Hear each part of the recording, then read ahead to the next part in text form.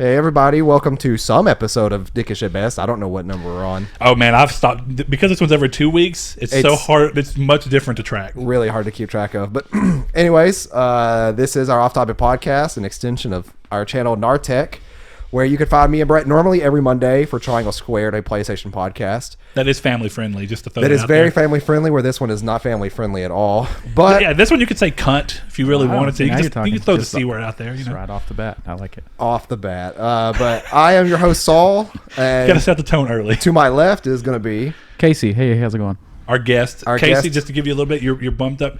You're going to want to keep this thing about. Yeah, I got Yay. you. Yeah. It's Fist- different than fist what you're from your used face, to. yeah. Yeah. Yeah, I'm used to the shitty mics where it's just... Yeah. Well, you got to be right up Right on up on 'em, yeah. choking them almost. Yeah, You'd be like, 100%. yeah. and y'all know this fool from Triangle Squared. Yeah, I'm Brett. That's Brett. Yeah. You may be noticing that Blaze, Blake, the new. Blaze is His alter gone. ego. Not even a joking, but he has the flu. So if you've been watching this show, the irony of it's so strong. He messaged me and said, "Don't tell Saul." But I have the flu. He goes, "But I think I've got the flu." Then he went and got the. He's like, "The doctor confirmed that it was a flu."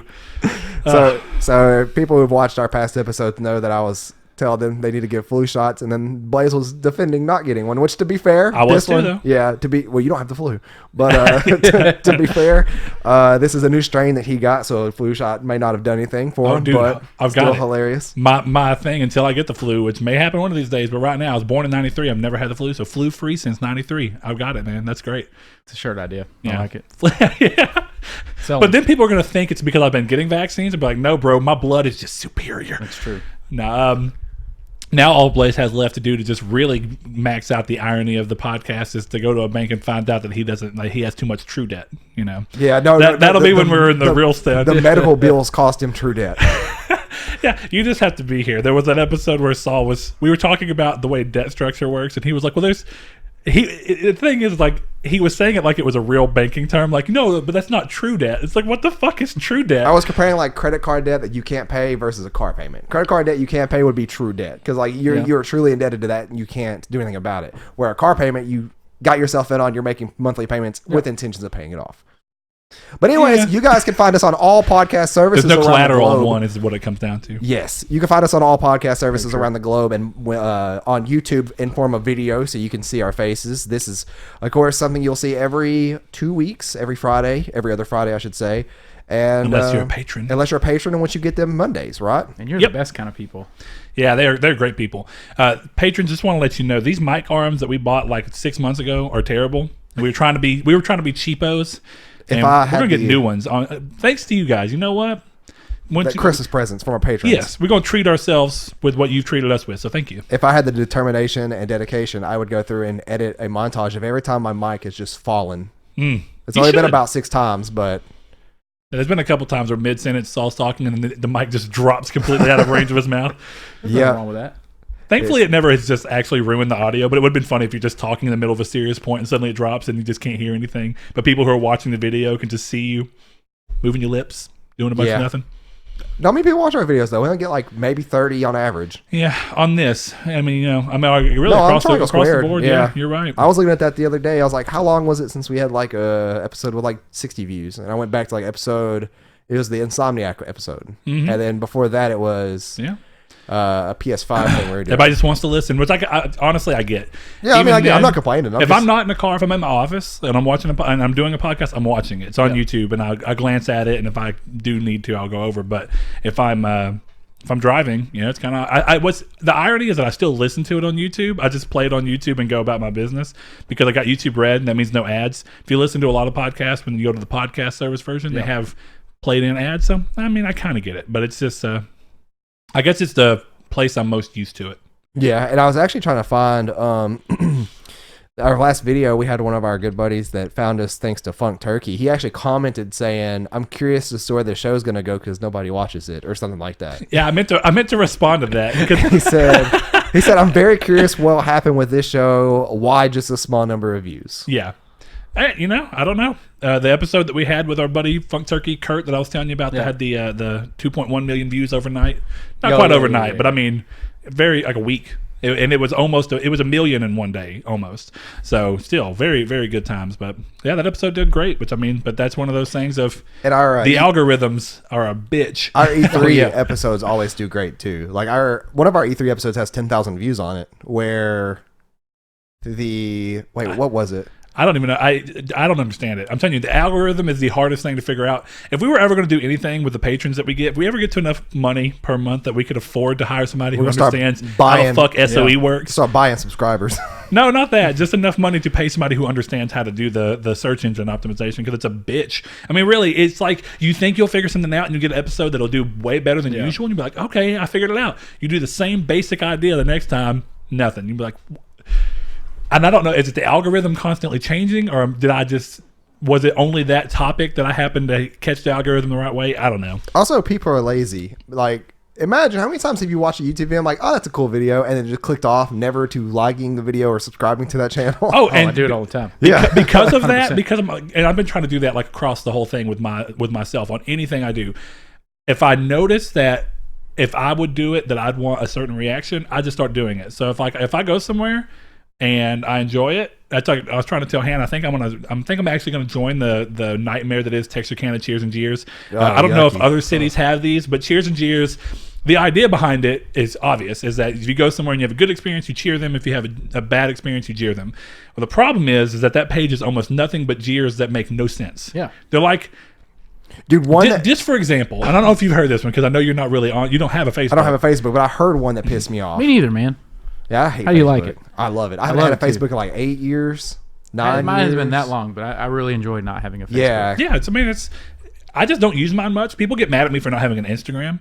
You know, I'm working on that old truck, and my dad's friend he's like, you just need to take pictures of it and post it to Instagram with 74.4. And I was like, I don't have an Instagram. He's like, oh, you need to have an Instagram. I do like my Instagram. I like it better than when I had Facebook. Is Instagram the same? Isn't that owned by Facebook, or is it? Indeed. Okay, I couldn't think if it was Instagram or the other one. Snapchat? Yeah, no, it's Instagram. I don't think Snapchat's if owned by anybody. Facebook bought Snapchat, they would have everything. Yeah, Besides Twitter, but besides Twitter, yeah. Yeah, it's already a monopoly. Twitter's on the way down anyway. Twitter seems to be doing fine. I don't know though. Not as much as it was. Yeah, I don't know because the way they do ad stuff is way different than Facebook. So, but I don't know. Twitter's fun though. Twitter's like the Wild West, dude. Yeah, I know, that's what I've heard. Like you know, on Facebook, Twitter, but I don't fuck with it. The joke you constantly see is if you actually get lucky enough to see somebody share something on Facebook that's like a girl with her titties out, it's like like this and share this before Kuckerberg takes it down. But anyway, this is what gets me in relation to views. Before it gets zucked. Yeah. Yeah. This is what gets me in relation to views. Okay, so I was gonna use E3 as a comparison, but that didn't make sense because some people like Microsoft better than PlayStation and vice versa, which is funny because we actually got more views on our Microsoft E3 than our PlayStation E3 reactions. But I did that Let's Play for Dark Souls 3.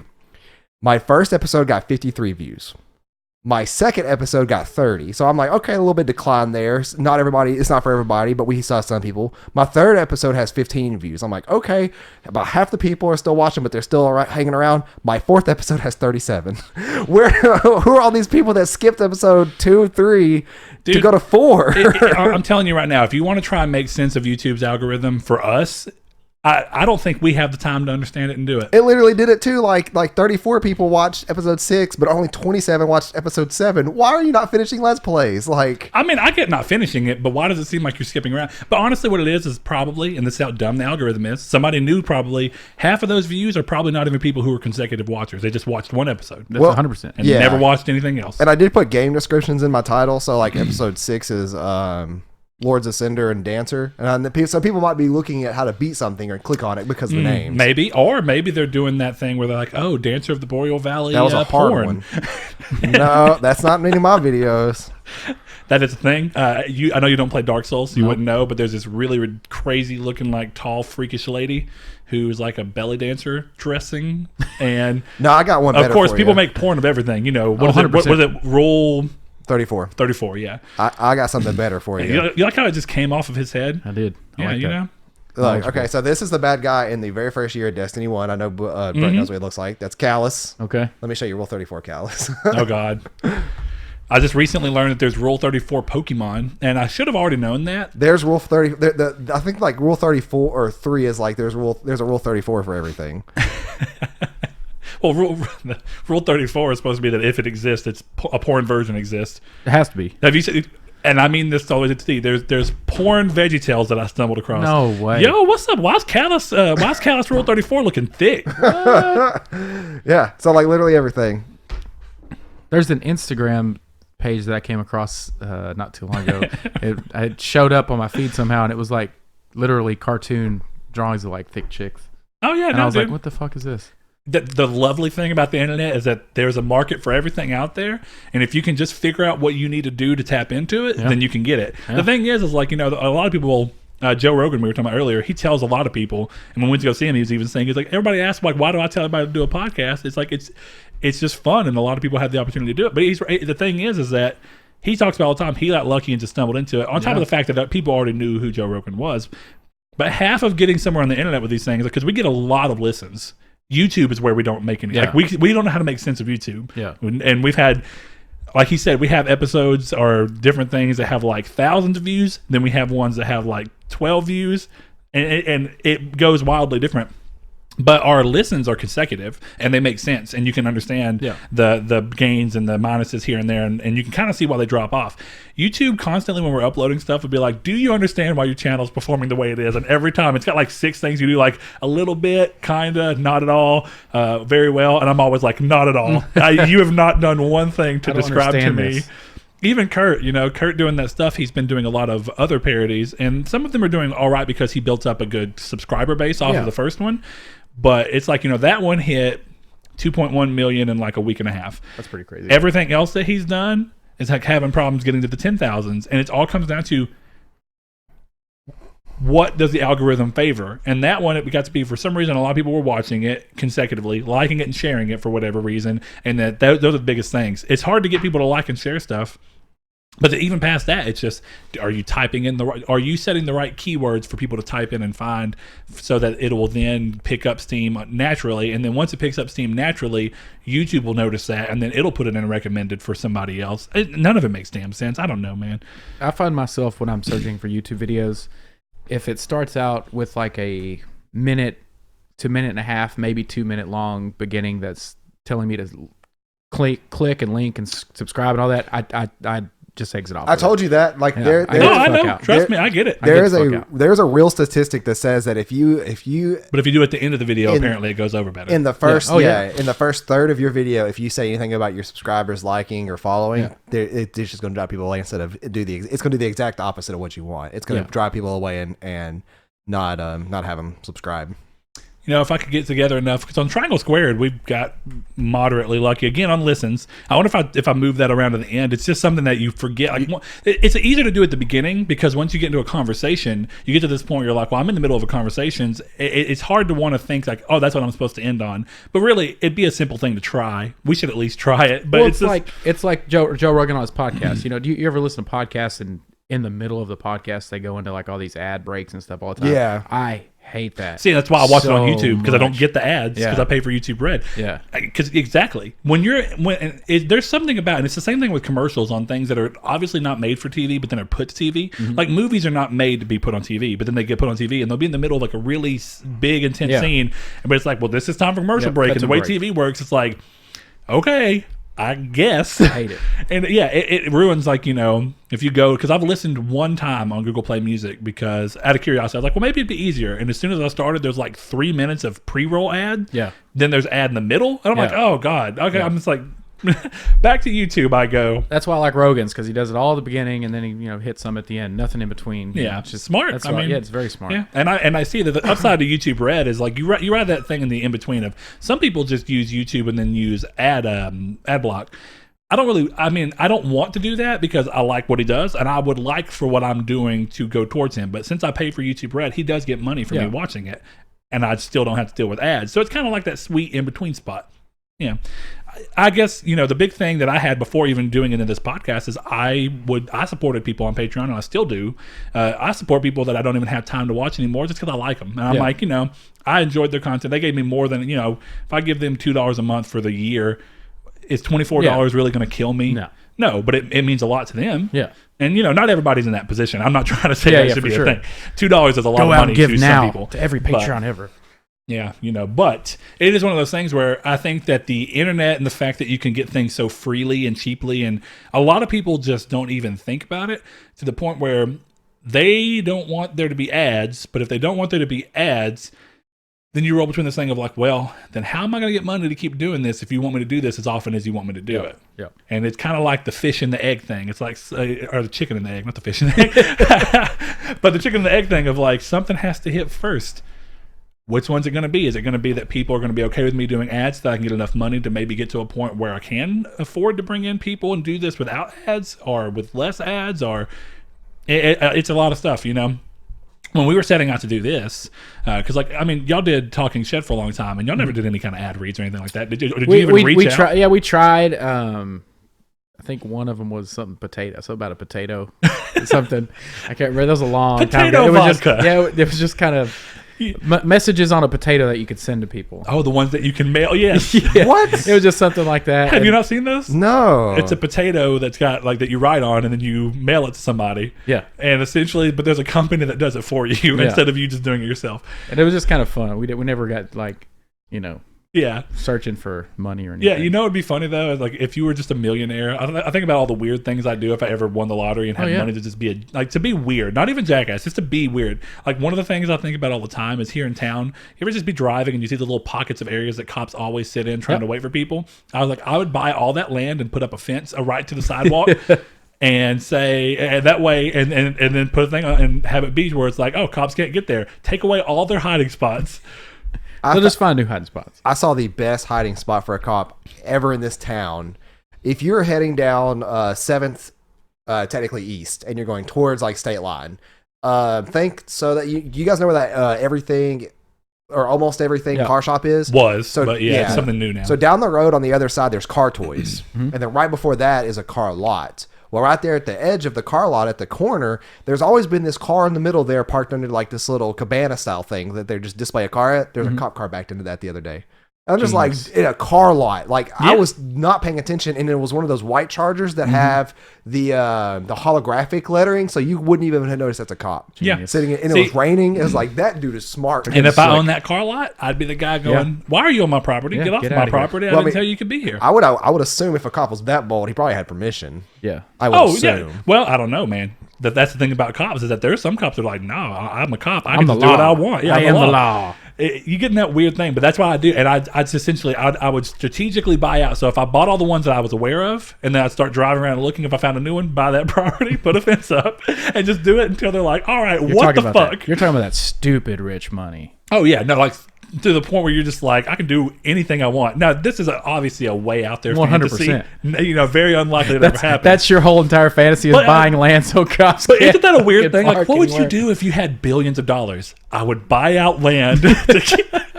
But isn't that kind of like almost a Robin Hood thing? Like I'm getting a bunch of money and I'm using it to help the average person. It would be. Because we were talking about that the other day. My biggest problem, I don't think I couldn't be a cop. And not even from anything outside of the fact that the business aspect of it, where it's like, well, you're supposed to be out there and just sitting in a place that gives you the highest chance of being able to catch people doing things that are technically illegal, but don't necessarily harm that many people, as opposed to, like when I see a cop car sitting in one spot and I can tell that they've been sitting there for hours, or if I come back around 30 minutes later and they're still sitting in the same spot, that bothers the shit out of me. I'm like, my tax money is going towards you sitting in a spot just so you can try and make more money. I'm already paying you my tax money. So what the fuck are my taxes going towards? But then you get to that point where it's like, okay, I feel a lot better. Like if I just noticed a cop that was just like kind of driving slowly between areas and just kind of looking, I was like, the chances of him coming across something are still low, but at least it feels like he's actively searching for things that might be real emergencies. Yeah, 100%. A girl being dragged down the road about to get, like, who knows? Maybe she's getting beat being dragged down the road. Yeah. You're not going to see her if you're sitting on the goddamn corner of the most major highway where obviously that's not going to really happen. It just feels like a waste of tax money, and I think it's why a lot of people don't trust cops, is it just feels like they're there to make money off of you, and then from your taxes, just to then make money off of you because you went 2 miles over the speed limit.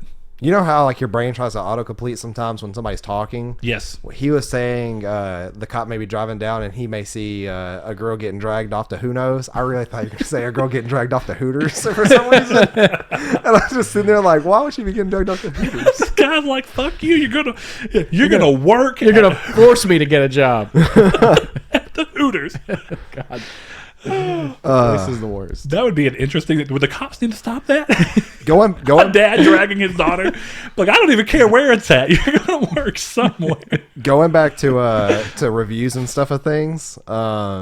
I actually wrote a review for Yelp the other day. It was last weekend, but I got so pissed off at our Chili's that I wrote a review. Okay, now hold on. And I'm not saying you're wrong for doing that, but this is the problem with all those types of services. That what I was getting at a second ago is that I wanted to get on Cheers and Jeers to where more often than not, every time I go somewhere, and the problem with Cheers is that your expectations for what you choose to mark as a cheer are crazy high. Oh, yeah. But the moment that one thing goes wrong, there's a number of people that are like, they fucked up my French fries. Jeer. No, see, this is the problem. And I actually mentioned it in the review. Here, I'll just read it off because it's kind of short. And I was a little drunk too, but I was like really hungry. I was really hungry. Drunk at Chili's. And no. Me and Annie will go pick up to go. Yeah, you never eat at Chili's. That's fair. But I said, what a waste of time. I'm not expecting 10 out of 10 of a chain restaurant, but this one's absolutely terrible, specifically in regards to their online app ordering. 3 times now, they have completely left something off of our order, forcing us to go back inside to correct a mistake. They don't even go through what we ordered anymore. They just give us a clear bag and send us on our way. Not being angry or rude when telling them either, but we might as well have been because we were treated like trash, and for wanting them to fix a mistake that wasn't ours. It took nearly 15 minutes to fix the skillet queso and chips they forgot the first time. The second time was an entree that took them nearly 30 minutes to fix. Shame on me from ordering from them. I might as well gone to Applebee's, and that's saying a lot because I consider them trash. Boy, if I was a Chili's franchise owner and someone said I might as well have went to Applebee's, I'd have been like shot to the heart in that moment. Like, we went there and they literally forgot. Like, we got home last time and they literally forgot our fries. And the first time was an entree, the second time was fries. I'm like, I'm not going back for fries. Like, I'm just gonna eat more chips and queso. But this last time, dude, we were like, we got in Andy brought it out to the car, and this being the third time this happened, I looked in the bag. I'm like, there's no chips in here, so I can already tell you they left off the salsa and stuff. So there was 2 to-go boxes, and that's her meal and my meal. No chips, no salsa, no anything, no skillet queso. So Andy goes back in, and like literally 20 minutes later, I'm like, this shouldn't take 20 minutes to whip up. This is skillet queso. This is pre-made stuff you put in a bowl on our table. You microwave it or you preheat it beforehand. Or it's in a bucket that's just in hot water that keeps it hot, so you can just loop it out. Yeah, that could work too. But yeah, it's just like it's like, come on now, like this is the 3rd consecutive time. Like, it's rare that a restaurant messes up this many times in a row for the exact same problem. That's what I'll complain about. Something is like, if I go to somewhere like Wild Wings, I know I'm not going to Wild Wings because the main problem with Wild Wings is how slow they are every time. Every time.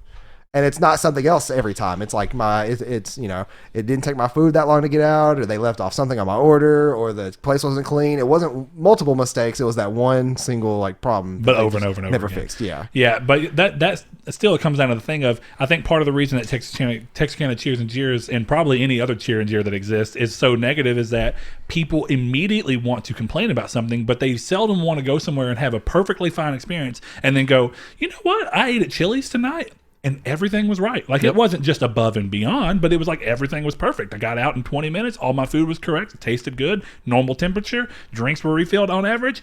But that's, for some reason, that doesn't deserve any kind of remark. It has to be the negative. And I'm not saying that it's wrong that people do it.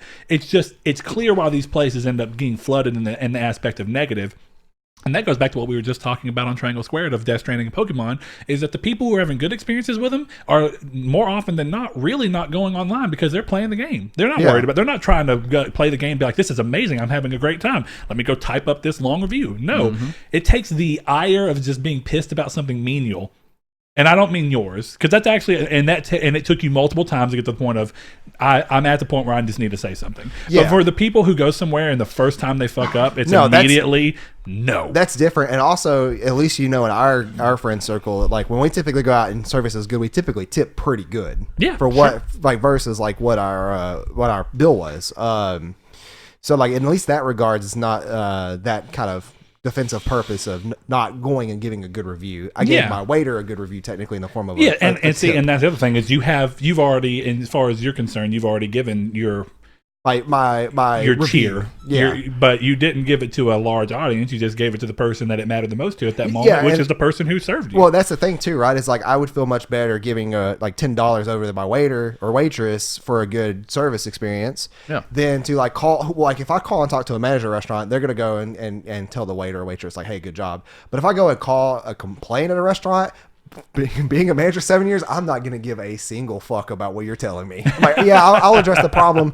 I'll be sure to put it. I'll put it on the record that this is not a thing, and then it'll be gone.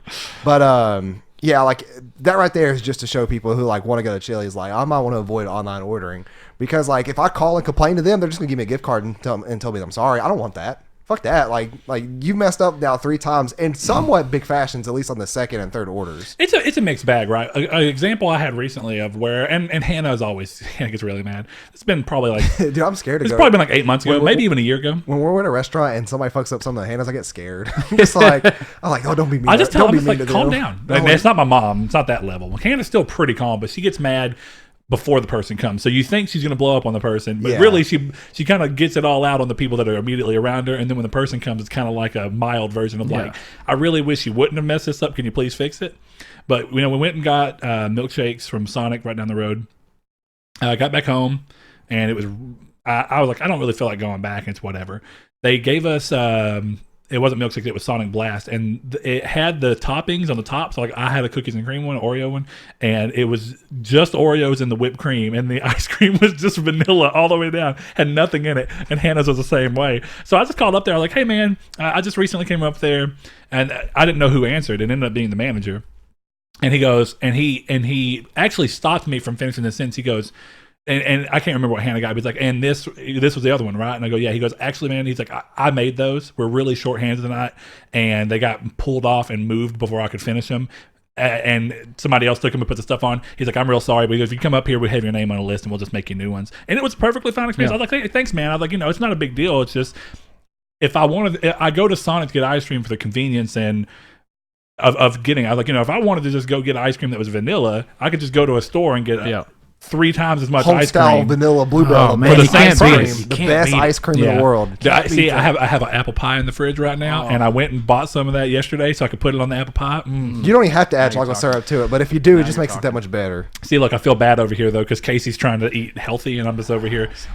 How's it going to work? How's your eating thing going to work for Thanksgiving? Are you saying fuck it for the Thanksgiving time period? I might. I would. Well, what it comes down to is how able are you to resume it once you're done? I don't think there's anything wrong with going, this is a time period where everybody in the family comes together and just eats and has a good time. But the following week, right back on diet. If you don't can you do that? Well, I'm going to the gym 5 times a week anyway, so I mean, you're making up for it. I'm making up for it anyway. And if you don't eat 12 deviled eggs on Thanksgiving, you're just not doing it right. 100%. And deviled eggs are my favorite thing. That's my favorite thing for Thanksgiving. Bruh, like I'm telling you, not eat deviled eggs. I have Annie's mom. She specifically makes 2 kinds because I think she has one with chives in it or onions or something. And I don't like that. Chives or onions. So I just have her make her plain batch for me, like literally like 12 of them, and they're gone. Yeah. Just pop them in my mouth. Like that's 6 eggs total. I just ate. I have a strong opinion on deviled eggs. You don't like deviled eggs? They're terrible, bruh. You're not getting the right ones. Yeah, you're not getting them made right. Now, if we just want to, if we want to go back to just, across the board, they're too like overly seasoned almost every time I've had them, where they just feel like there's too much going on. Right. Yeah, no, they're not doing it right. I love boiled eggs. Is the center boy up on some boiled eggs, or is it like really wet? Kind of in between. Okay. So like at least that's right. I've seen people do deviled eggs where they're really dry. I'm like, this is a boiled egg. This is not a deviled egg. Yeah. Well, I mean, when you make a deviled egg, don't you scoop out the hard yolk and then you mix it into what you're pretty doing? much like mayonnaise. / Miracle Whip. I've seen somebody make it. It's just it's got to be Miracle Whip too. It makes it a little bit more sweet. Yeah. Which is that's the time you cheat and you get the fake shit. Yeah. Yeah. See, and I like to put a dollop of sriracha on top too. I'm not surprised by that. Cayenne, sriracha. So I know how badly you ate prior to your stuff, but there was also a whole thing of drinking involved there. A lot of drinking. So do you think that you ate so badly because of the drinking? I'll answer that question for you and say yes. Yes, 100%. So is it just like a loop? Like it was just kind of like, I don't give a shit. I don't care. I'll just eat whatever I want and whatever. Is it just because your inhibitions are gone because you're drinking? No, dude. Maybe it could be. Man, I don't know. From my personal experience, now that I work where I work now, and I wake up at 5 a.m. every day. I don't drink at all during the week, but I'll drink on Friday and Saturday. If I get tipsy / drunk and I have an empty stomach, the first thing that happens is insatiable hunger. 100%. And I'm telling you, dude, when I like gained all that weight back then before I lost it again, Chick-fil-A, I'd get a large fry, 12 count nuggets, a sandwich, Yeah, I know. and a Why does everybody act like getting high gets you hungry? It sounds like getting drunk gets you I- fucking I- ripped. I think just being when you're either drunk or high, I think it doesn't matter. I think you get It's hungry. Yeah. once you get to a point where Once you your get to a mind point. is inebriated, your 100%. mind's just like, yo, Yeah. bro, fucking Yes. fill me up. Yes. And when I worked at CVS, I'd grab a DiGiorno's and take it home. I'd eat that whole entire pizza. Like one large DiGiorno's, like with half a bottle of wine and then like soda. Come on, Yeah. that's ridiculous amount of Here's calories. the thing about soda that's crazy is like I found like, when I go to Chipotle, I'm really Damn, pulled. that sounds so good right I know, now. dude. I'm really pulled to their glass bottle Coke, the Mexican Coke they have. So much sugar. And it's amazing that I will eat an entire burrito. That's a pretty big thing, right? Yep. And if I don't drink the Coke, I feel fine the rest of the day. No problem. And I can eat dinner, no problem. If I drink the Coke and I have that for lunch, the Coke is what sets me over the edge. Like the rest of the day, I feel like shit. Yep. And I'm like, how does this little like 13 ounces of liquid 13 spoons of sugar. just Yeah. fucking 100%. destroy me? 100%. And it's amazing. And like I've noticed that recently because we bought these Dr. Peppers just because I shouldn't have.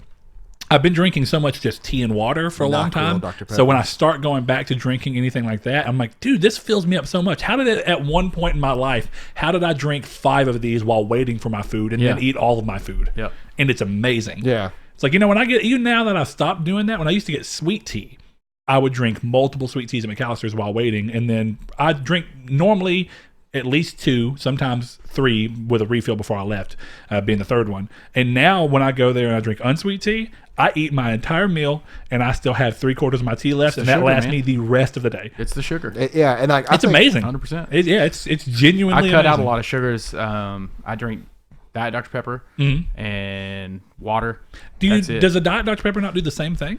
Do you? Not When for you me. drink it, do you not feel bad? But if you Nah, drink I a don't. normal Dr. Pepper, you feel it? could be the way I haven't had it in a long the time, but yeah, it would. I'm assuming. maybe the way the sugar alcohols are like maybe it has to do with digestive tract and the sugar overreacting with your digestive tract. Yeah, I don't know. So man. maybe your body's just having to pummel through all that Well, through. I guess my biggest thing is like with Casey, what I kept thinking of like you kind of did, but to an even more extent of what I did back when I was actually losing weight.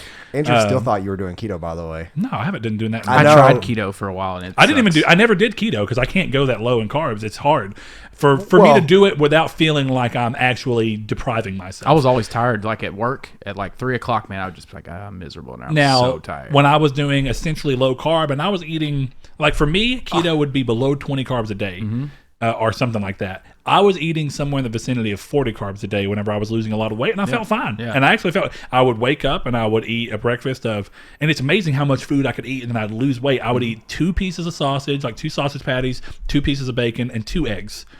And that's what I'd eat every single morning. Yeah. And I'd eat a cheese stick at 10.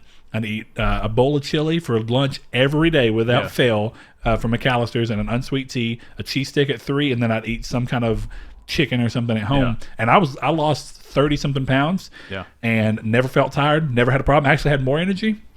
I need to get back to doing that. It's just I've reached a point where telling myself no is the hardest shit in the world. 100%.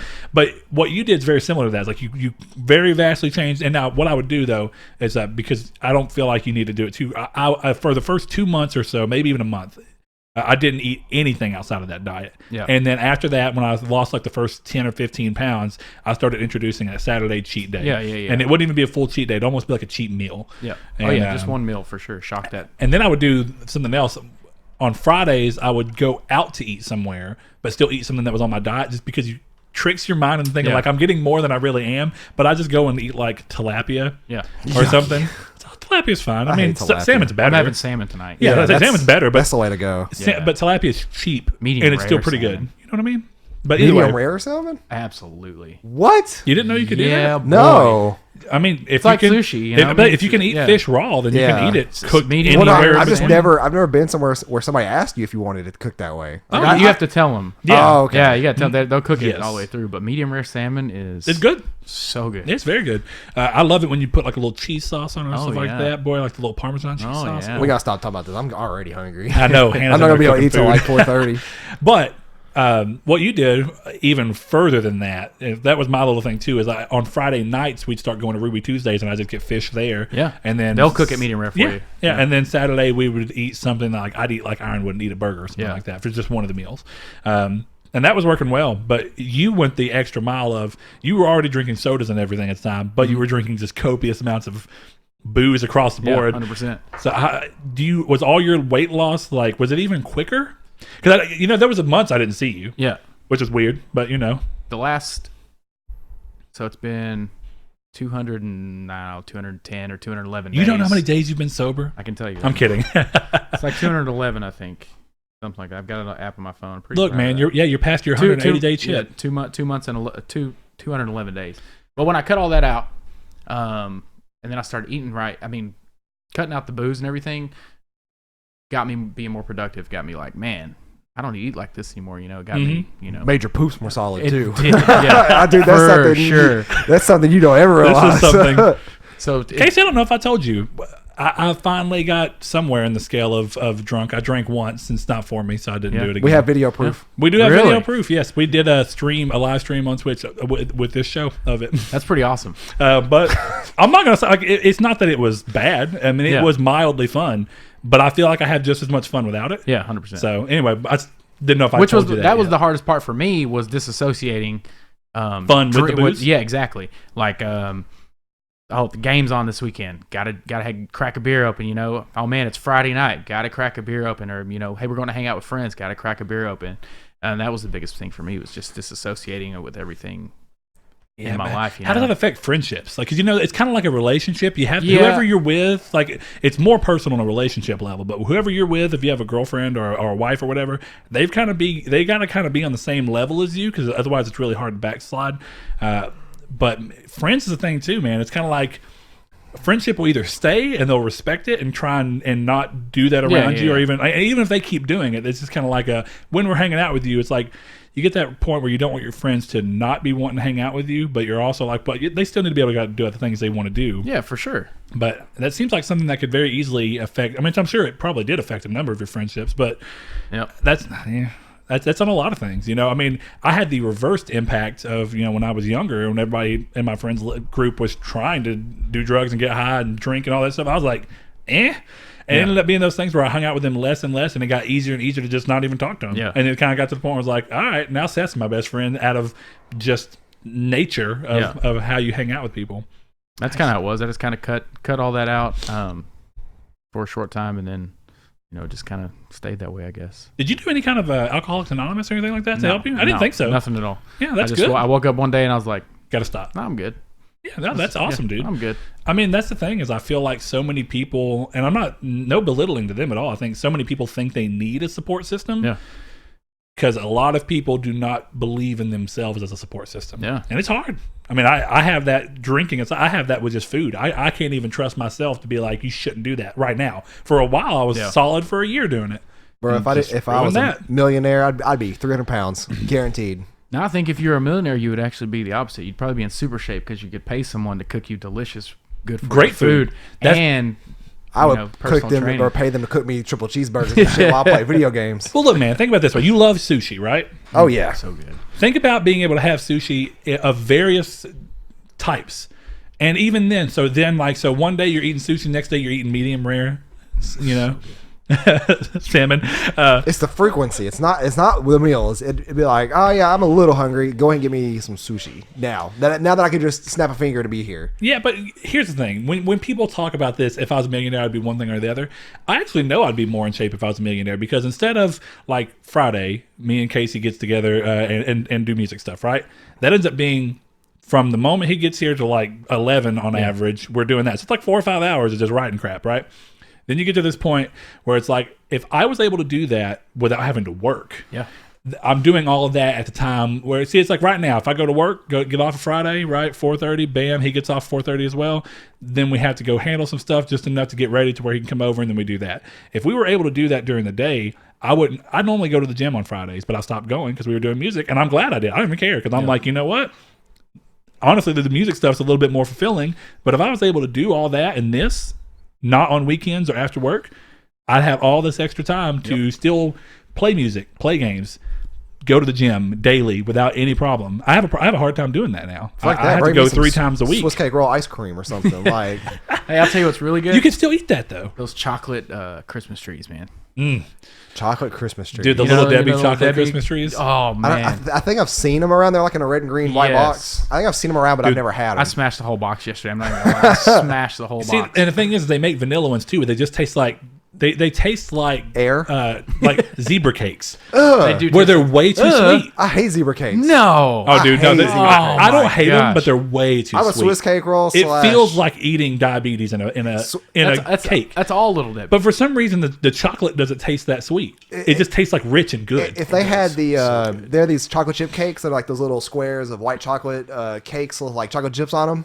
Oh, if they yeah. had those, dude. If that was the chocolate on zebra cakes, it'd be good, but it's not. I love those little white ones with the chocolate on them. The Yes. two. Yeah. I don't even remember what they're You're talking about the ones called. that are like, I think they're in like a hexagon shape.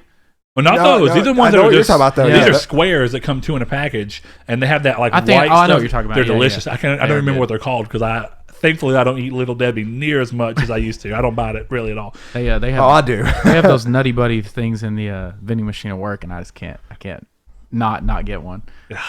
Just about every day, I'm like, I gotta get one. Get my sugar up. These things. Yes, sir. Those are good. Yeah, Yes. those are fire. Oh, those are so good. No, Little Debbie's so good, man. yeah, man, the food stuff is crazy. Like, so when you go to the gym in the morning, right? I go in the morning and I go at lunch. Okay, now this is a little different for us. And I've been thinking to myself, like, the only way I can go to the gym is if I go every day before work. The only Right? thing. I'll go with you if But- you want to go, dude. A quick interruption. The only thing I need for our gym at work is just my key card, right? That's it. Okay. Let's go. I got to do something else. I'll 'cause meet you there. 4:30. Salary, you have to put a code in, I think. I don't remember. No, just doop. Done. It used to, our key card wouldn't work. Yeah, it If you were salary, you had to have a code. Really? Everybody, yeah, but What's I don't know to stop, if they changed What's it. to stop you from just us using a key card though to open the gate to get in and you just coming in there? I don't know. Because you work there. I've so we're never not- even been to the gym. We're not inherently doing anything not bad. wrong. Yeah, I go to Gym Box, but I wouldn't mind going. I mean, I don't care. Isn't Gym Box on Kings Highway? No, it's on Richmond. Oh, Where But the old used to be, right? Yeah, Yeah. it's the same building, everything, some Yeah. of the same equipment. Yeah. But anyway, going to the gym in the morning presents a challenge where if I still worked out in shipping, I probably wouldn't care because it's kind of like, well, you get worked up a sweat, but you're going to go out in a job where you're sweating anyway. Yeah. For me, I'm in this thing of Yeah. like, if I go in the morning, There's a that shower means in that there. I've got to go and then I've got to dedicate to showering and doing all my stuff there, and it's just I don't know. It's a comfort thing. It's a personal comfort thing of like I don't know how I feel about that's that. me in those bathrooms. Urinals are okay. The stalls, no. Boy, we got to tell everybody about these bathrooms. No. They're I don't- amazing. I'll- Have you not- seen the bathrooms down where I work? I'm not trying to get them. Have you been in there? You no. should. Just go in there and be like, good, I'm sorry you have to deal with this every day. I don't know. Well, you don't have the porta potties, do you? No, we don't have those. See, No. you're doing better than the shop that's down the middle shop. That's true. Oh, yeah, they do have those two at the end. Yeah, that's pretty rough. Yeah. I saw somebody out there on the other side of one of the shops. They were rocking it. I'm assuming there was somebody in there. Like That 3 or would be 4 the Mexican worst. guys out there just This, shaking. this goes to the thing of where when you work anywhere that has some level of more family owned sense to it and it's not really like a chain of something like our place isn't, it gets to this thing where you're looking and you're thinking for some reason everybody ends up screwing around a little bit more than they would in a normal job. Yeah. Dude, the walkie-talkies crack me up on like Fridays when people are on there making jokes. Yeah. I'm just like, See, like when I I don't worked, agree. and I can say it now because it doesn't exist. But when I worked at La Coretta, it's working in food service and food industry at a restaurant, but with no corporate backing whatsoever. Yeah. So when you work in that example, there's not policies that you'd expect. Yeah. You can kind of do whatever you want, and it's just up to whoever the manager is. But the manager is just appointed by 2 people who own it, and it's kind of like it's handled differently. When you don't have like a bunch of lawyers and crazy stuff that are tied to a franchise and franchise expectations of how you're supposed to keep your place looking like everybody else's and acting like everybody else's. When you're a one-off place, dude, it's like again, bring up the idea of the Wild West, but it truly is. Yeah. When we were working there, it was insanity, and I mean, I can say everything that happened here without fail, really, because it doesn't really matter at this point. But it's just like it's almost like working in a place where you're just able to have the most fun, but it can be stressful as hell sometimes. Yeah, for sure. And Organized chaos, man.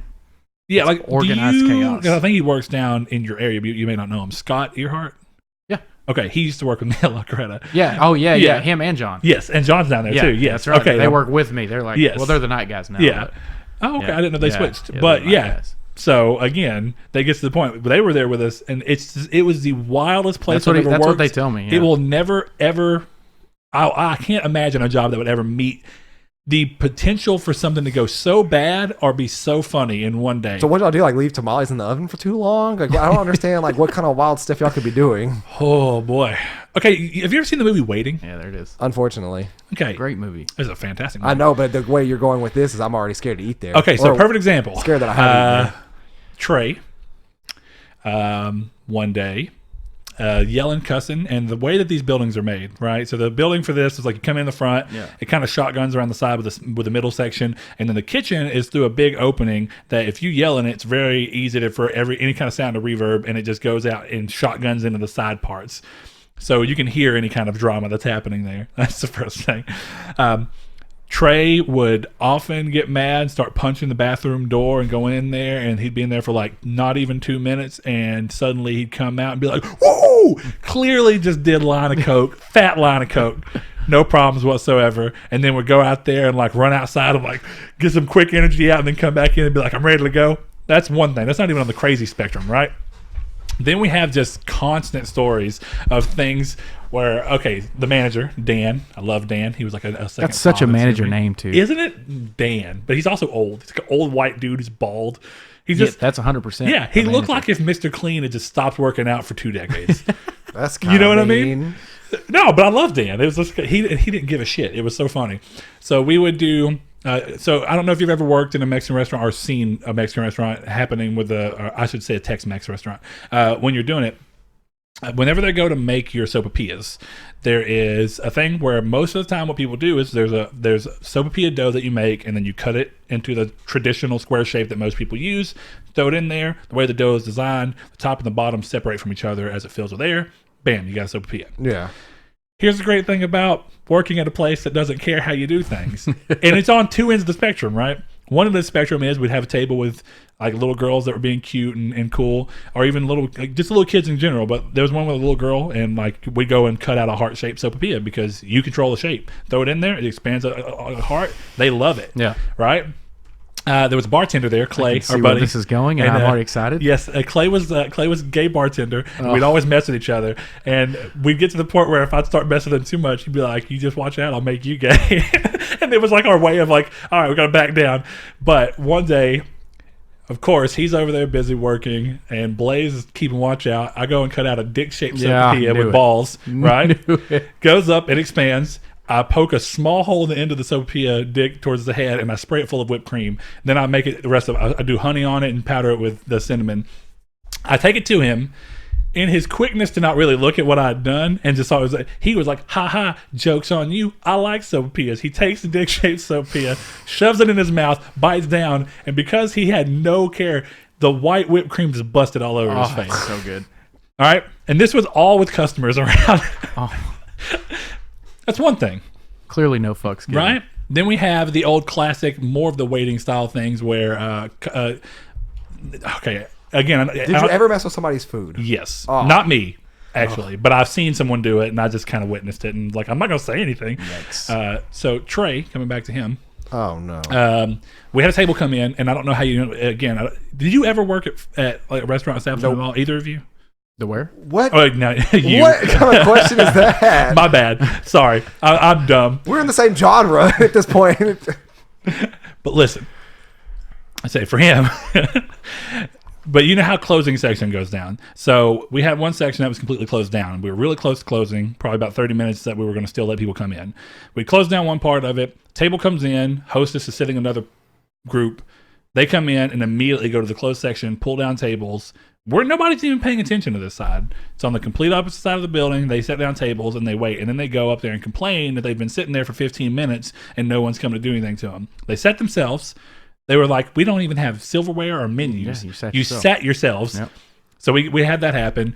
So the manager, trying to save face, says, okay, yeah, we'll get somebody on you. Put your tray on there. They're dicks the entire time.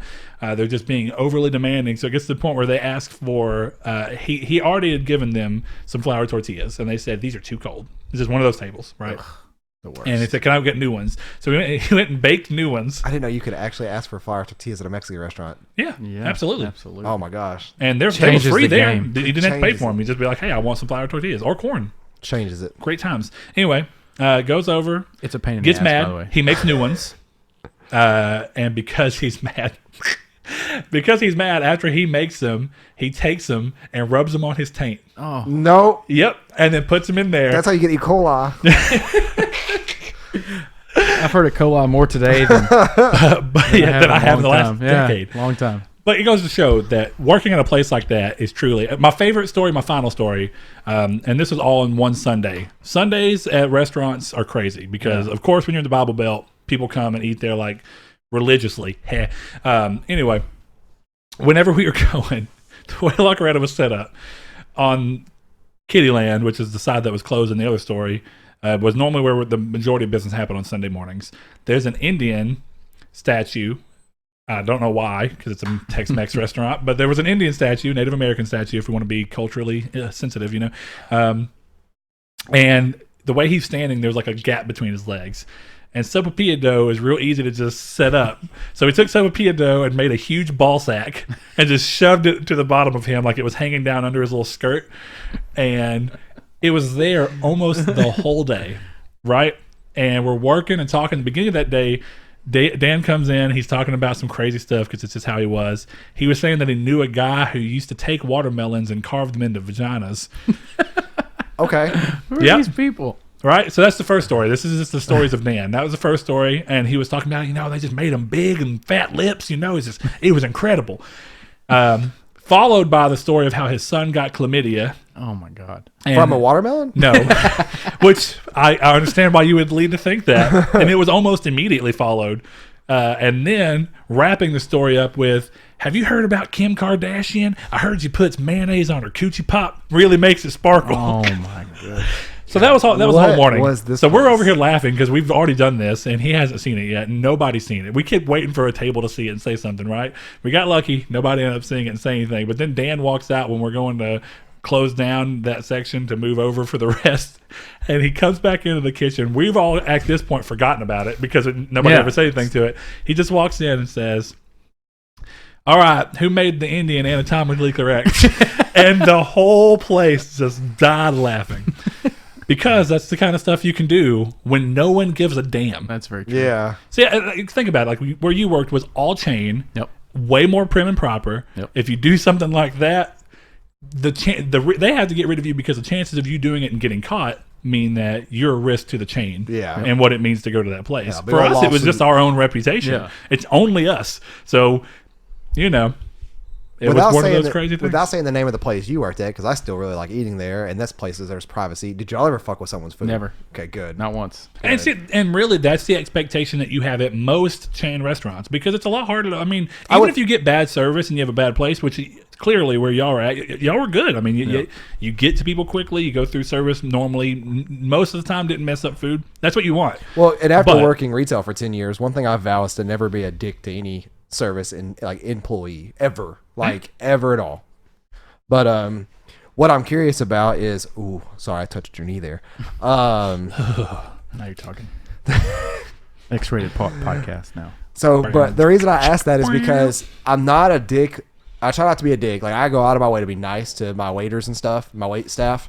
But me and Brett have this thing that we always talk about, and I'm gonna run it by you. You close at 10. I'm just saying, I'm throwing a number out there. I got you. At The 9 age-old o'clock, debate. at 9 o'clock, if we walk in the doors, do you hate us? No, absolutely not. You got a whole hour, man. At 9:30, do you hate us? No. Okay. See, my thing is that I do not like going to a sit-down restaurant up to an hour before they close. If it's like 8:30, that's fine. I'm out by the time 9 o'clock hits. Yeah. But like my whole thought process is like, it takes forever or it takes a while to make the food, and you have all the prep to clean and everything. There are tables to clean, and then all that stuff, and that you guys are typically getting there late. Where Brett's reassured me, you're all getting out late anyways. Yeah, 100%. I try to tell them, when a restaurant says they close, it's not when everyone leaves. Yeah. It's when they stop accepting new tables. Yeah. Yeah. See, and that's just something in my I was head. like, they're cannot already wrap- expecting 30 minutes to an hour afterwards to do all the Well, cleanup that's required. there is because also a difference between coming in at 9:30 and then getting your stuff and then leaving at like 10:15. If you're staying there till like 12, Yes. 12:30, Yes. that's when people start. Yeah, you got to gauge to know how it is. Yeah, if you're going there with the intent of staying for 2 hours, that's a dick move. Because you slow everything down, and then you get to this point where everybody's that move is closing. dickish at best. You know what I mean? Yeah, dickish at best. That's dickish at best. Man, you get to that point where what we used to hate about that when people would do that is you'd kind of be like, everything's ready to go, but I technically can't dump the last tea. Yeah. I technically can't put the chips up and make sure that that's emptied so we can have it ready for tomorrow morning. Yep. So they're doing this thing where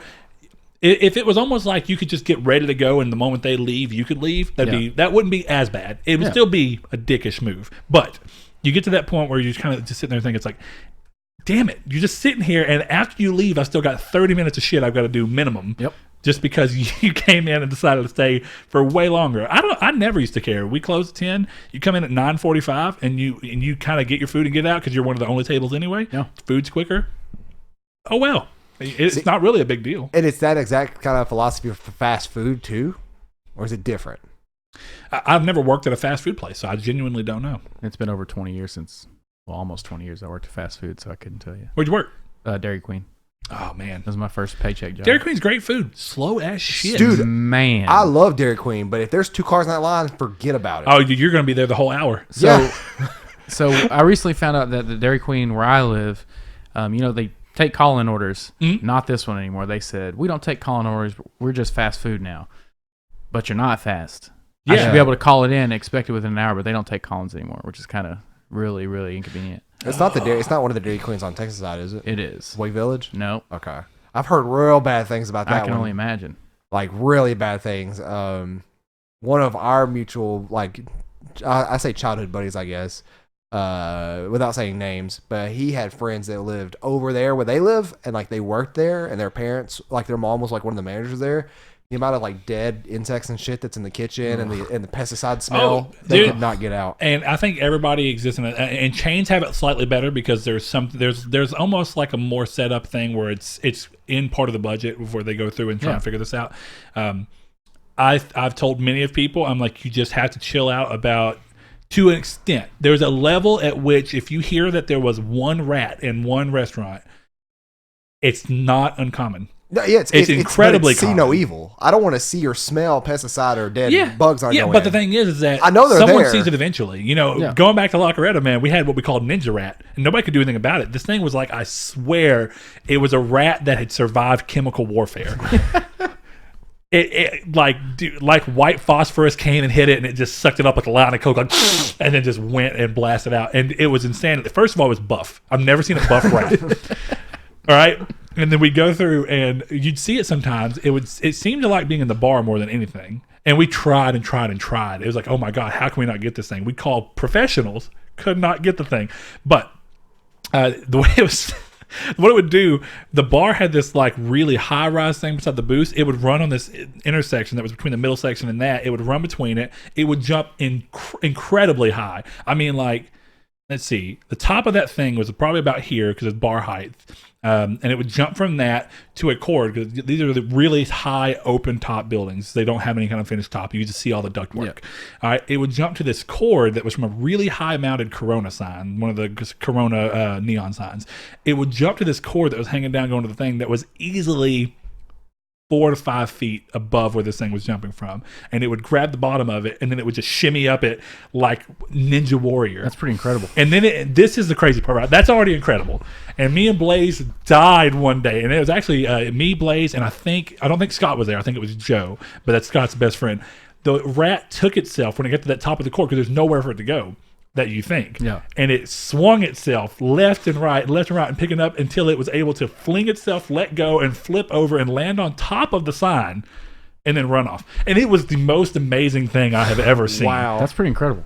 Incredible. Rats are smart, man. Yeah. See, I'm telling you, rats are crazy. Now, here's the terrible story that we'll end off on La Coretta because I think it's Rachel, who worked at La Coretta, was making sopapillas one day, and she was preparing the dough. You got to run it through this little press machine that goes through. A rat fell. Oh no! Into the press machine. Oh no! And it was fine. It wasn't running. Yet. She saw it happen, got scared, and decided to press the button. Oh no! And flatten this rat out. You just saw blood pour. That machine's down. ruined. Like you can't use that anymore. We had to replace it. Yeah, I'm like, you can't clean that. No, you cannot clean that. I'm like, and you just see a rat carcass that's just like it looked like, you know, when you get like you watch TV shows where they have the car crusher come down and crush the car. It was like that for a rat carcass. And I felt bad for the rat. Because I was like, that poor fucking thing was just like, it was like the Star Wars. It wasn't Ninja Rat, was it? Comeback. No, it wasn't a different Ninja Rat. one. Okay. If that would have been the ending for Ninja Rat, that would have been a saga. That would have been. That would have been a saga. I would have had to write a story about this. You know what I mean? I like it. It was incredible, though. And that goes again. Weird shit that happens. And then she cries that I was like, you're the one who fucking crushed him. She's like, she sees it come out. She's like, ah. Mike, how do you think the rat felt? Yeah, felt. I bet incredible, man. The thing about, I almost think that everybody should work in food stuff once just to see how weird it is. Yes, it's a crazy retail. Business. Yeah, man. Retail, service agree. industry. I think everybody should work retail and food at least once. Like basic jobs should all be. I think everybody should do a job that's hard labor, like one general hard labor. Like kind of what 2 years of your life gone. You get half a year for hard labor, half a year for paint or something like that, half a year for retail, half a year for restaurants. Sure. 2 lives. Yeah, that's what you got to do before you go to college. Yeah, that'd be interesting. Don't make me president, boy. That shit's going into effect. I think it would make a lot more people understand what it. Like, I think there's times where I have younger people, and like I'm not even that old, but I have some younger friends who I hear talking. I'm like, y'all have such crazy expectations of a world that y'all clearly do not understand. Yes. And it's like people who think like the certain times where people talk about the value of money, and I'm not one to say like, I have no fucking clue what the value of money should be. Yeah. But I don't think that you, and part of why that is because even though I've worked a decent variety of jobs, it still gets to that point of like, you don't understand enough of what someone else does to think that to some extent, and I don't even mean from the minimum wage standpoint, but the people who are just like, man, I got this job at McDonald's doing this. And like, part of the reason I say that is I should give context to our area. Our area, if we went to a $15 an hour minimum wage, dude. Yeah. You're balling. You would be a baller. If you make $15 an hour here, you can live very comfortably on your own with a family. At the same time, saying that, not with a family. Realistically, yes, on I your know own plenty with of a family? people. I know plenty of people. saying that $15 an hour balling here, it would just make everything else go up. Yes. No, that would be the thing. But what I mean is, if you didn't do it from a federal wage standpoint, yeah. If it just somehow happened that because our area was doing well, and then $15 an hour just happened at a place. Yeah. If you make $15 an hour here, part of the argument there everywhere else is that people need to make $15 an hour here to have a living wage. The crazy thing is that here, definitely on Arkansas side where the minimum wage went up to $8.50, you are at a living wage here. Now, I do not understand anywhere else. I know that's not true of Dallas. I know that's not true of highly populated places, I should say. But specific to our area, and that's part of the reason why I don't necessarily think the federal minimum wage should raise, because I don't think it accounts for the rural places or at least the smaller areas that don't really need that, and all you're doing is causing an inflation that's going to probably hurt the area more than anything. 100%. But when you go outside of that, it gets to the point where it's like, I see people who in this environment who work at a place where they're making enough money to live on their own if they were just responsible with their money and do okay. I know people make $12 an hour who complain like, I should be making like $18 an hour. I'm like, dude, you're romanticizing that for this area. There are people that do much harder jobs. It always goes back to like Joe and talking to Joe, like where he lives in Dallas, and for my $800 apartment here, 2-bedroom, 2-bathroom, which is nice. And his apartment in Dallas, which is like $1,300 for 1.5 bedrooms. It's just kind of those things. It's like, whoo, it's ridiculous. It's almost like double the price for a smaller apartment. Yeah, just because of the economy of the area. And it's not even in it's not like downtown Dallas either. It's in technically Richmond, which is if you live in the DFW area, you best be prepared to pay. And that's the difference for where we're at. That's why I bring this topic up without the framing of a livable wage, because we're past that. If you make a minimum wage here, you're at a livable wage realistically. Yeah. And in terms of the state minimum wage. So when you look at it that way, and you kind of go through it there, definitely on Texas side, it makes up for since you don't have, if you live on Texas side and you don't, and you can make $7.25 an hour instead, which is their still minimum wage. The difference is that you don't pay any state tax. So you're really, the blow is softened to where you're pretty much equal here, no matter what side of town you live on and where you're working. But well, to be fair, and if you I think if you live in Texas and work in Arkansas, you don't have to pay state tax. Yeah, you Arkansas don't. State tax. If you or live it might in, be the other way around. It's the too. other it's way. both. Is it also if you it's both. If you live in Arkansas, live in work in city Texas, limits of Texarkana, because Yeah. we're a dual city, you get what's called a tax credit. Yeah, that's you- right. Or a tax You can do border city exemption. border city exemption. That's Yeah. what it's called, yes. And So that's if you live in where- Arkansas, work in Texas, you don't get state taxes. Yeah. No, you do. You do? You do, but you can opt out of it by filing a. You could get a form and send it off to. Yeah. Well, technically, you don't Little get. Rock. You don't get. But if you don't send the form in, Yeah. then they come back and say, "This is what you do owe us." Yeah. They don't automatically garnish it from your wages. Yes, they do. No, they don't. Yes, they do. I've done it. They don't. I've literally worked. You're the only person that at I've ever heard CVS say that. where it will say AR federal tax on my paychecks Mine- until I would send off a letter saying, "Hey, this is because Yeah. what it is. They need proof of residence that you live within this border city exemption." Yeah, I've never had to do that anywhere. I worked at La I Coretta, don't- the most La Coretta's non-corporate Arkansas place side. in the world. I know. So was CVS that you just worked at. No, I'm talking about Texas side. Okay. I'm talking about living in Arkansas and going to Texas. Yeah. Starting to pay Arkansas tax. I do that now, and I did not have to do anything. See, I haven't had to do anything either, actually. Shit. I don't care. I do. We're taking that out. Whatever. Okay, fine. I didn't sign the papers. My point being, This whole half needs to be cut out. I don't even care. Look, all I'm telling you is that it doesn't matter to anybody else, because places that don't, people that don't live in a twin city that is not only a twin city but a border city that's a twin city, which is very rare. It's not a common thing. Yeah. That happens. I've never worked somewhere where I've had to prove It it. could be I've up to never the had. company, but I've I- never once paid income taxes. Yep, people at CVS will literally debate on if they want to get it taken off, so they actually don't have to worry about anything on federal tax income Mm-hmm. at all, or they can keep it on and then they'll get a small little cash check or whatever when you actually do file Arkansas taxes, where normally you wouldn't have to. Yeah, I mean, it's just if you choose not to file the exemption, I guess that's it. But Yeah, you it's won't part owe- of a weird thing about living in a place where we're at literally right now is 200 feet from Texas. Yeah. You know, I mean, and where I work is in Texas more. Yeah. So it's just one of those weird things where you're kind of balancing this weird thing of money handling around here. But yeah, either way, it comes down to if you live on Arkansas side here and you make Arkansas, even on Arkansas, if you work in Arkansas and live in Arkansas, you still don't have to pay state taxes. It's just the way it goes. So around here, as long as you file the border city exemption. So when you do that, you're making plenty of money. Trying to raise that entire thing up on the federal level, which would force our state to bring those up, would destroy our local economy in a way that makes no sense to me. But where I was going with it still is a lot of people think that they should be making more money for work that's not as hard as other people making money. Mm-hmm. And that's what that argument gets brought up a lot over minimum wage, and people go, you think that you should make $15 an hour as a burger flipper whenever I make $15 an hour as a medic. Yep. All right. That gets brought up a lot.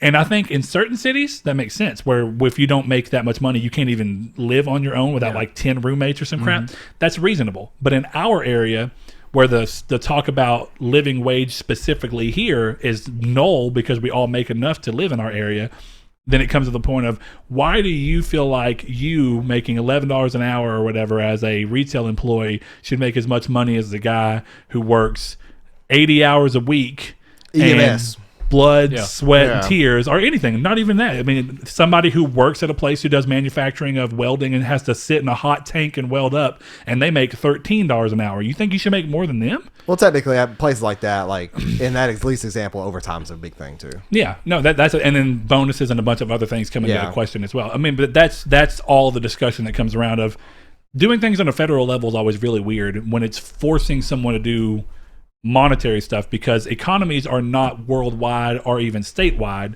They are really, I'd go as far as to say that at the lowest level, if you want to say they're wide, it's probably like countywide. Yeah. Within reason, because counties normally there's one bigger city in a county, which is what we are for both Miller and Bowie, and then there's people who benefit from our economy who are in the smaller things, smaller towns and cities that just happen to be in our county, and that happens across the board. So if you make a move like that quickly and that bigly, it's crazy. But other thing is just, why do people? We were going back to having a job of each type. I feel like if people went through and worked each type of job, at least for a small period of time, they would have understanding of what the value of what they're doing is to the value of what someone else is doing a little bit better. Or even just the value of treating people in public in the 100%. correct way. Yeah. So, But to be fair, some people just really, really are not meant for the they're retail not. or service industry. They're not. Yeah. And that's the other thing is I think by putting someone in a situation where they learn that it's not the thing for them, they don't get the idea of, I'm going to work towards doing this. I think some people make life decisions without any context of knowing whether it's a good move for them because they don't understand what it's like to be in that industry. Yeah. So working in all of the basic styles of industry would really help you be like, my strong suits do not rest in that. Yeah. And then you go to But another I one. respect that they're doing that. You know, And if you got to do it without having to worry about, like, if it was almost like, hey, you go to a place and you're going to work here for 6 months and you're going to be done, and you're going to and then you work here for 6 months, you're going to be done. You go here as just kind of a test the waters thing across the board. It wouldn't be met. A lot of people never change jobs out of fear that they won't get another job. Yeah. But if you get to go in and experience that situation and then find something that you really like by something that you have to go through, it would be nice. And it would make sense in a way that's like, okay, now I understand where my strengths and weaknesses lie in terms of the marketplace, and I can choose a job or even stay. If they have a setup to where at the end of it all you can go back to a place or something, or if the last one you're at you like and just stay there. I don't know. That one gets kind of weird, but it would still give people the ability to not look for jobs and do this thing of, I'm only doing this until I can find out what I really want to do. Because people who say that almost inevitably stay where they're at without fail, because they're fear of the unknown. I make enough right now to at least, and even if I'm not happy, I can at least survive. But if I take too much of a risk, I risk not even having money to survive. That's why I never quit CVS. It's like if I just walked out, I had enough money savings to be able to live comfortably for a while. I also had Annie who could technically support us if we cut our lifestyle down a lot while I found another job. It's like, what if I didn't find another job? Like how long?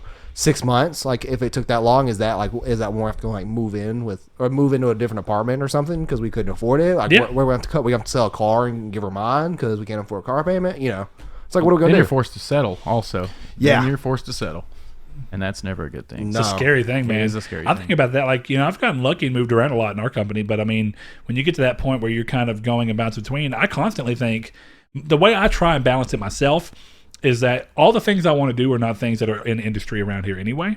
Yeah.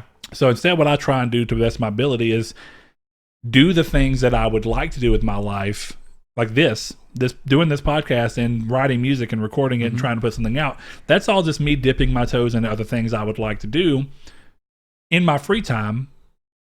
It happens to be fun. I enjoy doing it, but it is work that I don't have to do. Yeah. Yeah.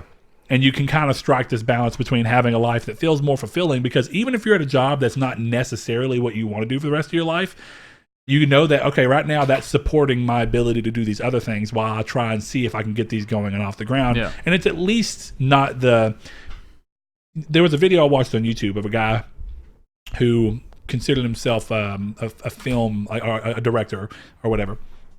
And he said that, for like 10 years after he got out of school, he kept doing this game of saying, when people would ask him what he was, he'd never say what he actually did for a living that paid him. It was what he actually thought he was always going to be and what he went to school for. So he'd say, I direct films. I'm a film director.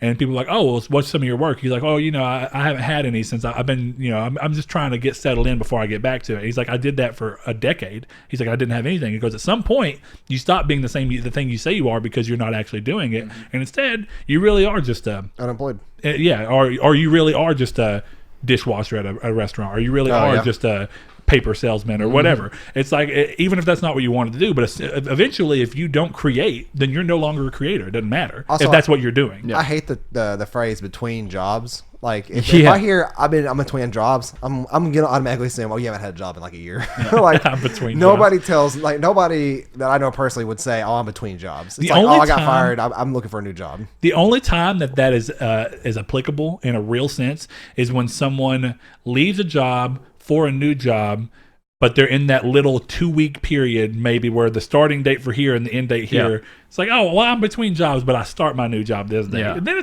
it's applicable, but it's a weird sentence. Yeah, it is. Because it does sound like you're just trying to find a cushy way of saying, I don't work. Yep. I don't have a job. Well, technically, I was homeless for 1 week.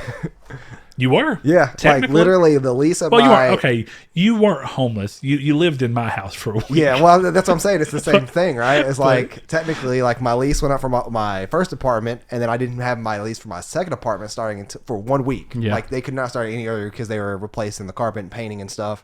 So like I literally had no place to live for 1 week. But Brett took me. Worst. Brett took me in like a good friend should. I slept on No, the room next to it on a mattress. Kyra's room. Yeah, on the floor. See, but woke up, played League of Legends.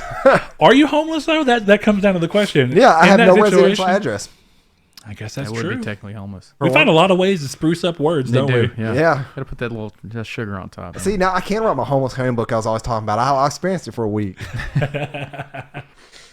How I survived being homeless hardships. for 1 week.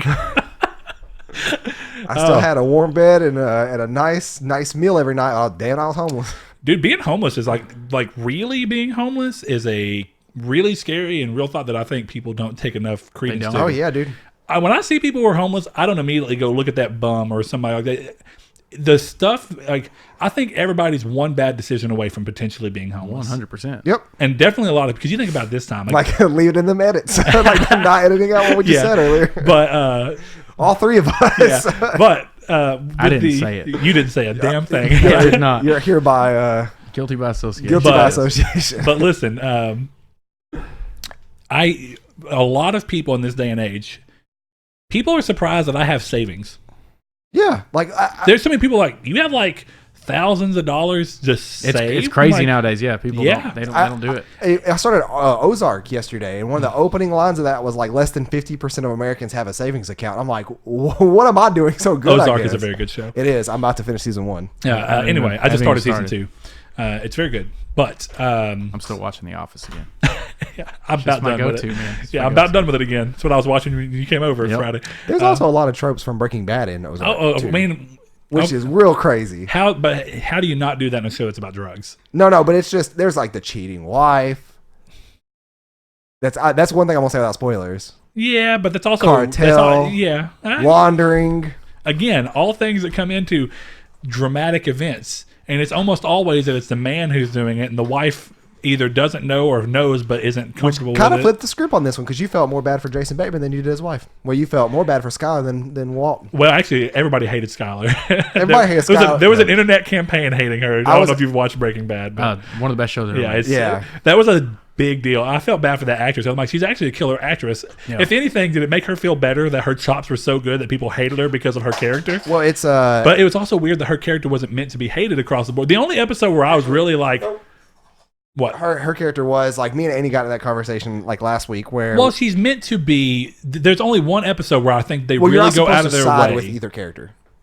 I don't think I agree with that because I think part of what makes the show so interesting, and even Ozark, is that you side with a character, and it's interesting because you start siding with a character, and then they have these characters do things that are out of what you'd expect them to do, in order to challenge you to see if you still side with them despite the fact that they're acting out of character, or to see if you flip the script and go, wait a minute, this whole time I've been rooting for this guy, but I see that he's capable of being a monster, and she's the victim. Well, no, that's the thing is like you're supposed to root for them and sympathize for what they're doing, but you're not supposed to side with them. Vince Gilligan, he said that.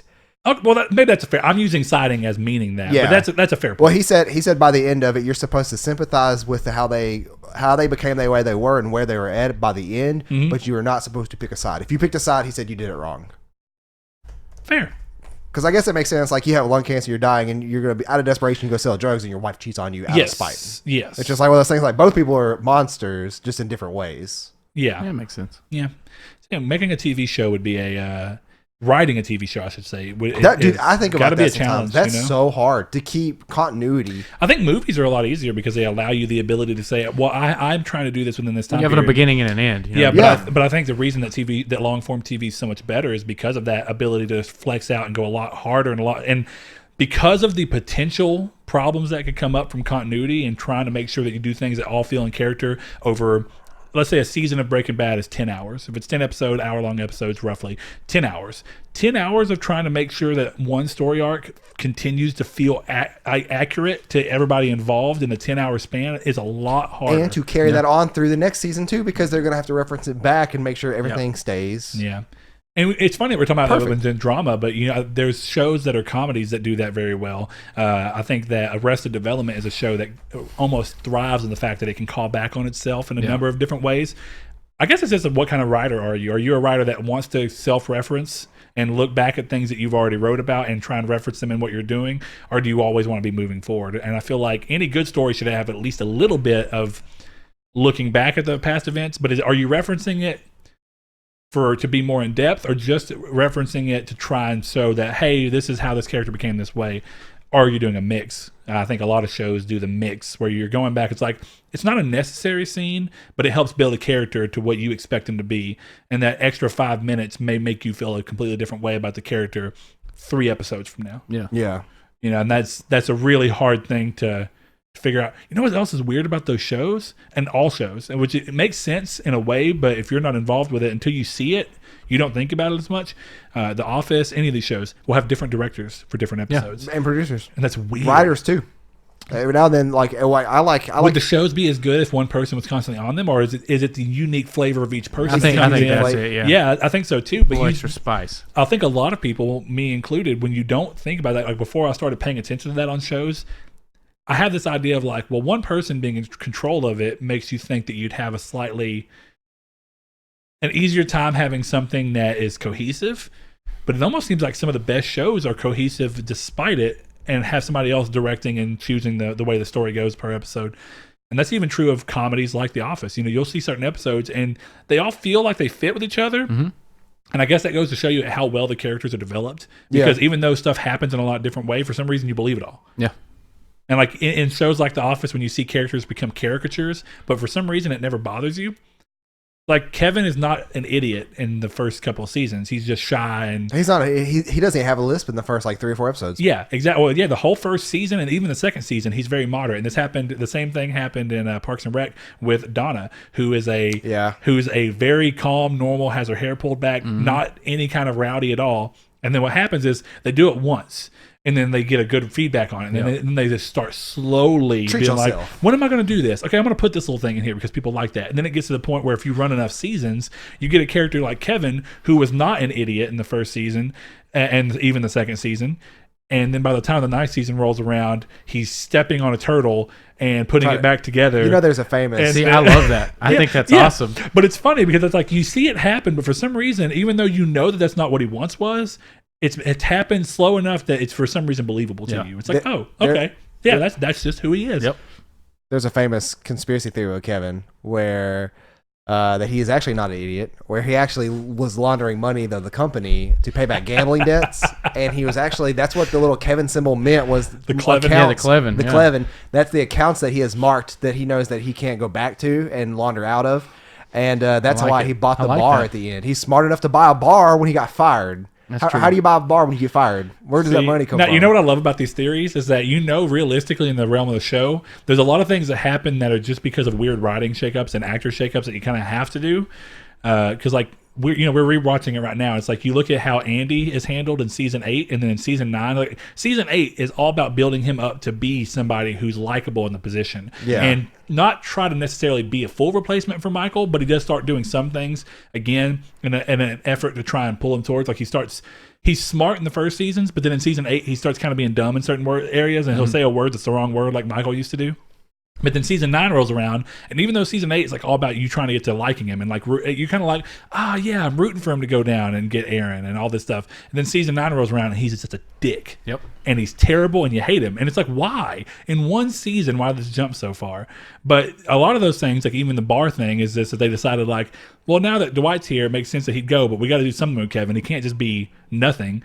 So now if we're going to keep him in this episode for more than one scene, like when Ryan moved off and they showed him just with a bag of clothes, that was enough because he wasn't going to be anywhere else in the episode. Yeah. Right? Then they go through and now they show Kevin. It's like, well, Kevin's going to be in this episode more than once. So we've got to give him something that's competent that he's doing that seems fitting for Kevin, but also seems like the character just has luck that just happens upon him because we need that to be there.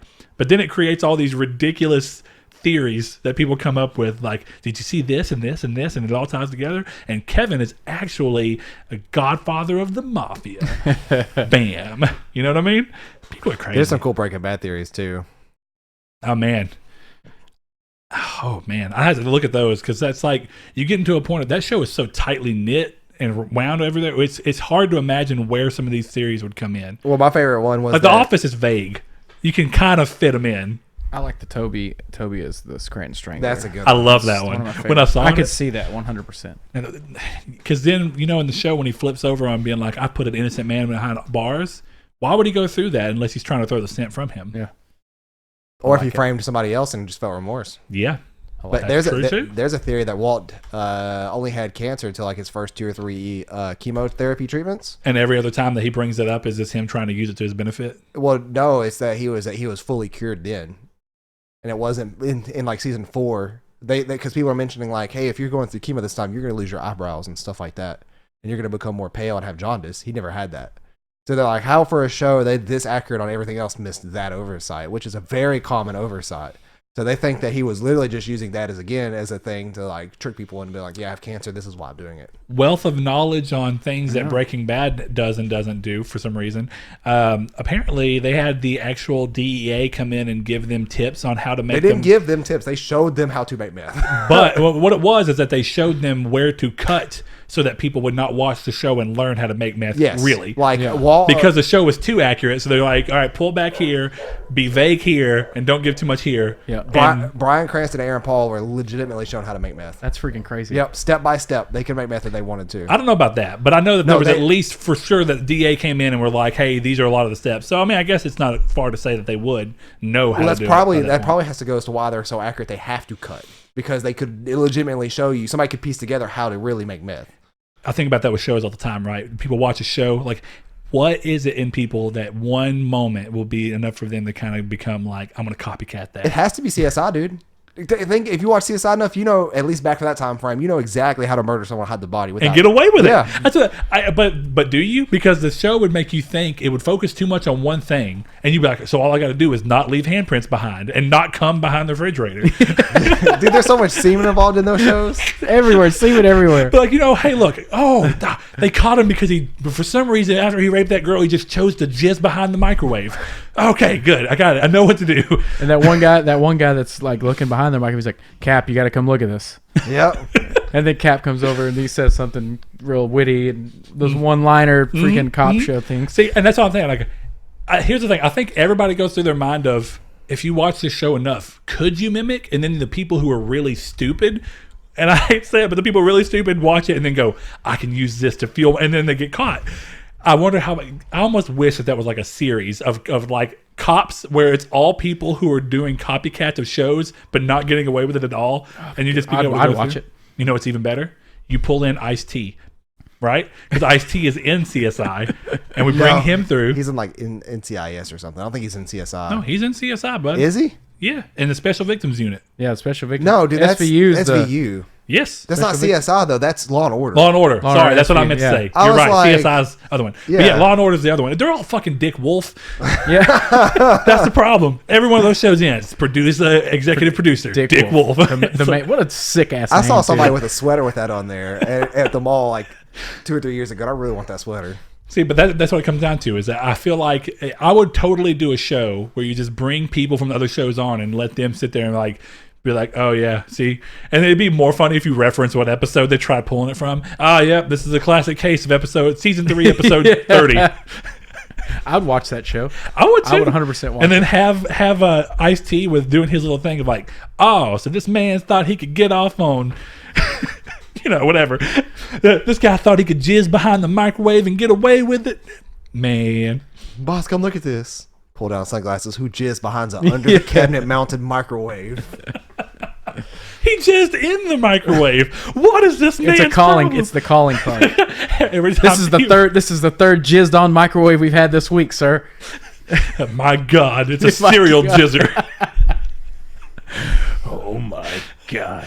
He doesn't. That's the crime. He breaks into people's house, doesn't do anything but jizz in the microwave, and then just leaves. And that's why he's a serial jizzer and not a serial raper. That's right. It's a rapist, raper, yeah. rapist. I know, but what is that? There's a show that somebody says that it's like a raper for rapper. I know what you're talking about. A rapist. That sounds fake. I think it's Arrested Development. Might be because he's a full. Oh, hold on. I got to remember what it is. An analrapist. He's an analyzer therapist. And he mixes them together. He's an analrapist. I love it. And that is a good show, too. And the card says anal rapist. Oh, my goodness. All right. I guess we gotta end this thing up. I hear dogs barking and I smell food. So. Yes, we got to go. That's the calling card. I do want to appreciate everybody for stopping by watching. Thanks to Casey for being our guest for this episode. Got it. We'll have him on again because Yeah. he's good friends with Blaze too, and Yep. Blaze has been trying to see you. So he was trying to come I'll over call in Friday sick before the next flu time. struck him. I'll call in sick next time we record then. Now you're talking. There we go. Bam, Yeah. bam. You know, just- But thank you guys for watching. If you liked it, like it. If you dislike it, dislike it. And leave us a review on a podcast service of your choice. And don't forget we have Patreon and Discord that you could join in and be part of the fun. Thank you. yeah, thanks, guys. Thanks to our patrons, Dan Barber, Josh Durrell. Going to throw ahead and throw in my guy Chad V, who I keep forgetting to add on here, and a new one, Nick, Mr. Solidarity Red, Matthew Green, my name is Dan, Douglas Below, Sean Santarude, Eric McAllister, Matt Sycamore, Funk Turkey, Shadowist, Steven Salazar, The Stonard, Travis Below, Eduardo Palomino, Stefan Swanlin, Coy Live, Philip LaGuerre, Corey Hickerson, Brian, Donovan Williams, William Digital Spooker, Derek Porter, Josh Ayers, Brandon Edwards, Sean One Neo, Tyler Powers, and Dylan Kirby. If you'd like to support us, go over to patreon.com/Nartech. Thanks.